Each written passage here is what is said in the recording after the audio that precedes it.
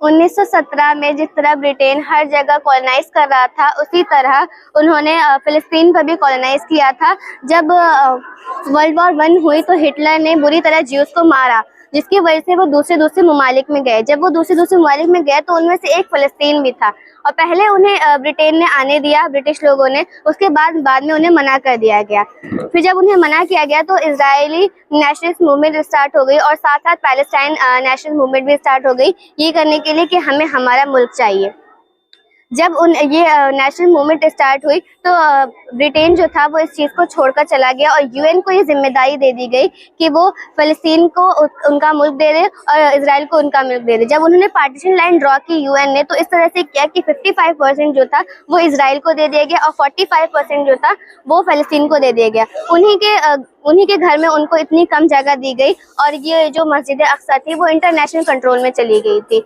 जब उन्हें ये दिया गया और 55% इजराइल को दिया गया तो इजराइल बहुत खुश हुए और उन्होंने अपना मुल्क बना दिया। 1948 में पहला मुल्क उनका बना था, एक मुल्क उनका बना था जिसका नाम उन्होंने इजराइल रखा था। जो दूसरे ममालिक थे वो गुस्सा हो गए थे, और इसकी वजह से 5 से ज्यादा मुल्कों ने उसके खिलाफ जंग छेड़ दी थी, और उनमें जंग हुई। और हैरत की बात ये थी कि वो इजराइल जीत गए थे, हालांकि वो छोटे से कम से लोग थे, तब भी वो जीत गए थे। उसके बाद 7 लाख फिलिस्तीनियों को अपना घर छोड़ के जाना पड़ा था। उसके बाद दूसरी जंग हुई जो 6 दिन तक चली थी, उसमें भी वो इजरायली जीत गए थे, और उन्होंने वेस्ट बैंक और गजा पर कब्जा कर लिया था। और इजिप्ट पहला मुल्क बना था जिसने इजराइल को एक कंट्री माना था 1979 में। उसके बाद वहाँ के प्रेसिडेंट को असैसिनेट कर दिया गया था, मार दिया गया था बुरी तरह। तब से ये जंग चलती हुई आ रही है कि वो फिलिस्तीन जो है वो इजरायलियों का है या फिलिस्तीनियों का। इसकी और सबसे बड़ी वजह ये है मस्जिद अक्सा, जिसको वो गिरा के हैकल सुलेमानी तामीर करवाना चाहते हैं। हैकल सुलेमानी एक दीवार है जिस पे वो लिपट कर रोते हैं, और उसको दीवार गिरिया भी कहा जाता है। दीवार गिरिया का मतलब होता है रोने वाली दीवार।